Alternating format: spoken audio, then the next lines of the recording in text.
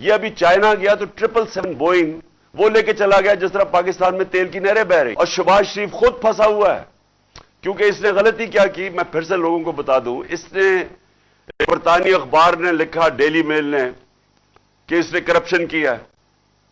اس نے ہمیں دکھانے کے لیے پاکستانیوں کو کہ میں نے نہیں کی، اس نے ان کے اوپر ہرجانہ کر دیا۔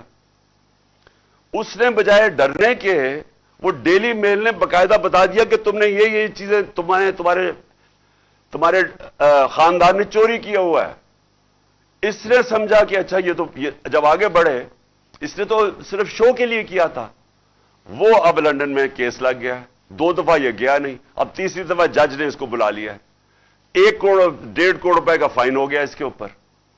تو یہ بیٹھ کے، جو کہ اب لندن کے اندر اس نے ڈیلی میل میں باقاعدہ بتایا کہ انہوں نے کس طرح کی کرپشن کی ہے، یہ لوگ اس ملک کے مستقبل کا فیصلہ کر رہے ہیں۔ یہ بیٹھ کے فیصلہ کر رہے ہیں کہ آرمی چیف کون بنے گا۔ یعنی وہ لوگ جنہوں نے زندگی میں کوئی دیانتداری سے آج تک فیصلہ نہیں کیا، ایک آدمی میرٹ پہ نہیں رکھا، ان کے خاندان سب سے پہلے آتا ہے، پھر میرٹ آتی ہے، انہوں نے وہ لوگوں کو اوپر لے کے آئے ہیں آج تک جن کو یہ رشوت دے سکیں، جن کو منہ بند کروا سکیں۔ عہدوں کے اوپر دیکھیں، بڑے بڑے عہدوں کے اوپر یہ کون بٹھاتے ہیں؟ میرٹ پہ نہیں لوگ آتے ہیں، جنہوں نے میرٹ پہ کوئی کام ہی نہیں کیا، اور مقصد صرف ایک ہوتا ہے کہ ہمارے چوری کا پیسہ بچے گا کیسے، اور چوری ہم کریں گے تو روکے گا کون کیسے، وہ لوگ بٹھاتے ہیں۔ اب یہ پاکستان کے آرمی چیف کا فیصلہ کر رہا ہے لندن میں بیٹھ کے، اور یہ فیصلہ کر رہا ہے کہ کیونکہ الیکشن ہم جیت نہیں سکتے، لہذا ہم نے الیکشن نہیں کروانا، باہر میں جائے پاکستان، ملک کی معیشت نیچے جائے، جو بھی ملک ہو جائے، ان کو کوئی فرق نہیں ہے، کیونکہ لندن میں بیٹھا ہوا ہے، پیسے اس کے لندن میں ہیں، جب مشکل پڑتی ہے لندن بھاگ جاتا ہے، ساری فیملی لندن بھاگ جاتی ہے۔ ان کے لیے سب سے بڑا عذاب ہوتا ہے کہ ہمیں ای سی ایل پہ ڈال دیا۔ میں ان کو کہتا ہوں کہ مجھے ای سی ایل پہ ڈالو، مجھے کیوں نہیں ای سی ایل پہ ڈال، کیونکہ میں نے باہر جانا ہی نہیں ہے، میرے باہر پراپرٹیز نہیں ہے، میری کوئی باہر بینک اکاؤنٹس نہیں ہے، مجھے کیا فرق پڑتا ہے ای سی ایل میں ڈال۔ ان کے لیے عذاب ہو جاتا ہے، شاپنگ ادھر کرنی ہے، علاج ادھر کرنی ہے، عیدیں ادھر بنانی ہے، اور بزنسز ادھر کرنی ہے، انویسٹ ادھر کرنا ہے، اور ادھر پاکستانیوں کہہ رہے ہیں کہ پاکستان پیسہ بھیجو، اپنا سارا پیسہ باہر رکھا ہوا ہے۔ تو یہ سب سے پہلے لانگ مارچ کا یہ بھی مقصد ہے کہ قوم کو ہم جگائیں کہ ہو کیا رہا ہے ہماری قوم کے ساتھ۔ دیکھیں، ملک سمجھ جائیں، یہ پاکستان ملک 22 کروڑ کا ہے، اس کی 68% آبادی 28 سال کی عمر سے کم ہے۔ اگر ہم نے ان لوگوں کو صحیح آئینی طور طریقہ نہ سکھایا احتجاج کا، یہ سری لنکا کی طرف نکل جائیں گے، کیونکہ نوجوان تو اب سمجھ بیٹھا ہے، سوشل میڈیا پہ نوجوان آ گیا ہے، جتنا مرضی آپ میڈیا کو بند کریں، جتنے مرضی پابندیاں لگائیں، جتنا مرضی ڈرائیں ان صحافیوں کو، سوشل میڈیا تو چل رہا ہے، اور نوجوان سارا سوشل میڈیا پہ ہے، اور ان میں شعور آ چکا ہے، اور وہ دیکھ رہے ہیں تماشا کیا ہو رہا ہے پاکستان سے۔ شکر کریں کہ ہم لانگ مارچ اور آئین کے بیچ میں رہتے ہوئے ہم اپنے سارا یہ جو اس عوام کا غصہ ہے وہ ہم اس طرح لے کے جا رہے ہیں، پرامن احتجاج پہ لے کے جا رہے ہیں۔ شکر کرنا چاہیے۔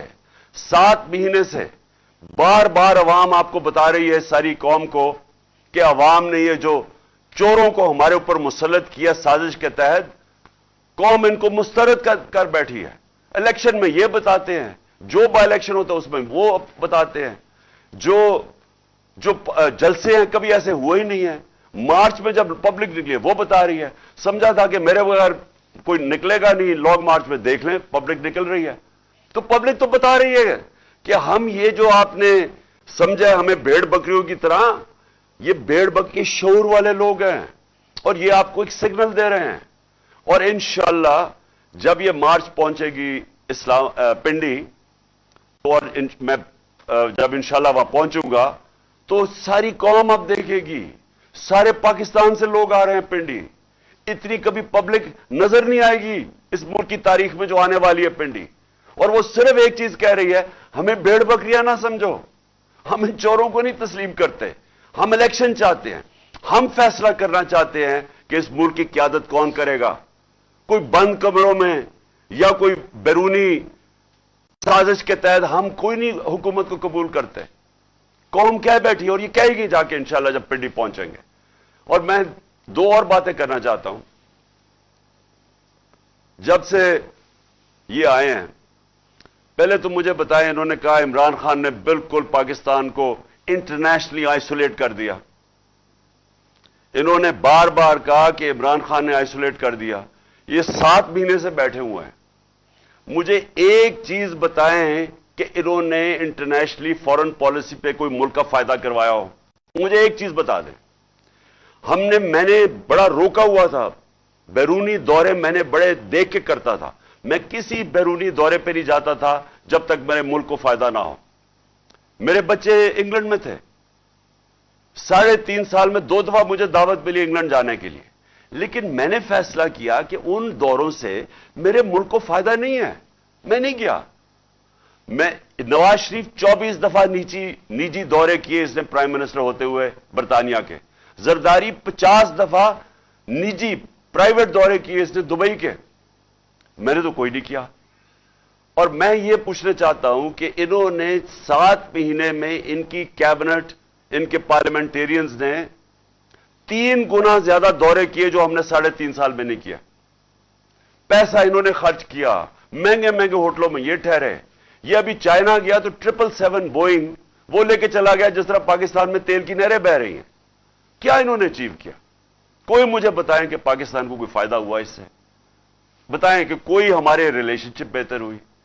बल्कि मैं आज आपको कह रहा हूं, पाकिस्तान का वकार दुनिया में नीचे गया। हमारे दौर में हमने इस्लामोफोबिया, जो दुनिया के अंदर इस्लाम के खिलाफ जो एक पूरी मुहिम है, हमने उठाई थी, पाकिस्तान ने उठाई थी। यूनाइटेड नेशंस में, ओआईसी के अंदर दुनिया एक्नॉलेज करती थी, मुसलमान दुनिया के, पाकिस्तान एक खड़ा हुआ उसके लिए। हमने, मेरा सारा जो हमारी बाकी मुल्क से ताल्लुकात थे, वो ये नहीं कि मैं किसी से कोई लड़ाई करना चाहता था। मैं खुददार पॉलिसी चाहता था, आजाद फॉरेन पॉलिसी चाहता था। मैं वो फॉरेन पॉलिसी के ऊपर काम कर रहा था जिससे जो पाकिस्तानियों के मफादात के लिए हो। मैं कोई किसी के सामने कोई झुक के और पैर पकड़ के मैं वो फॉरेन पॉलिसी नहीं चाहता। मैं खुददार फॉरेन पॉलिसी चाहता। हम अमेरिका से चाहते हैं वो फॉरेन पॉलिसी जिस तरह हिंदुस्तान की है। हिंदुस्तान के अमेरिका से ताल्लुकात हैं, लेकिन बड़ी खुददारी है उनके अंदर। वो अपने लोगों के मुफादात के लिए खड़े होते हैं। हमें वो बताया, जिस तरह माजी में वॉर ऑन टेरर में मैं किसी की गुलामी कभी नहीं कबूल कर सकता। पाकिस्तान इसलिए नहीं बना था। तो खुददार फॉरेन पॉलिसी को अगर ये कह रहे हैं कि जी हमें दुनिया में आइसोलेट किया, तो तुमने जूते पॉलिश करके क्या किया अब तक? बताएं, आपने लोगों के जूते पॉलिश किए हैं, सबके सामने गिर जाते हैं, ऐसे खड़े होते हैं हाथ बांध के कि जी मैं मांगने नहीं आया, मैं मजबूर हूं। कितने पैसे आ गए हैं, कितना फायदा हो गया पाकिस्तान को। और फिर फॉरेन पॉलिसी के अलावा मुझे यह बताएं कि आज जिधर हमारा मुल्क खड़ा है, मैं इन सब से आज पूछता हूं, जिधर आज पाकिस्तान खड़ा है, क्या किसी के पास रास्ता है कि जो हमारा मुल्क माशी तौर पे नीचे जा रहा है? किसी के पास कोई रास्ता है? इन सारों कैबिनेट से पूछ ले, इनके लोगों से, कि किसी के पास कोई रास्ता है कि ये जो तेजी से नीचे जा रहा है हमारा मुल्क, इसको बचा सकता है? हमारे जो बिजनेस कम्युनिटी है, 88% बिजनेसमैन ने कहा है कि हमें पाकिस्तान गलत रास्ते पे जा रहा है। यानी बिजनेस कम्युनिटी का, उनका कोई उनके एतमाद नहीं है हुकूमत के ऊपर। यही फैसलाबाद था जब हम आए थे 2018 में। फैसलाबाद के आज अगर लोग देख रहे हो तो फैसलाबाद के अंदर जो टेक्सटाइल इंडस्ट्री थी वो अपनी मशीनें बेच रहे थे, टेक्सटाइल इंडस्ट्री को रियल एस्टेट में कन्वर्ट कर रहे थे। हमारे ये आज से 7-8 महीने पहले फैसलाबाद के लोगों से पूछे, मुझे जो टेक्सटाइल के कारखाने के जो मालिक थे, मुझे कहते हैं हमें मजदूर नहीं मिल रहा है टेक्सटाइल इंडस्ट्री के लिए। جو ٹیکسٹائل کی سیلز ہوئی پاکستان کی تاریخ کے ریکارڈ ٹوٹ گئے تھے. اور پھر سے جو لارج اسکیل مینوفیکچرنگ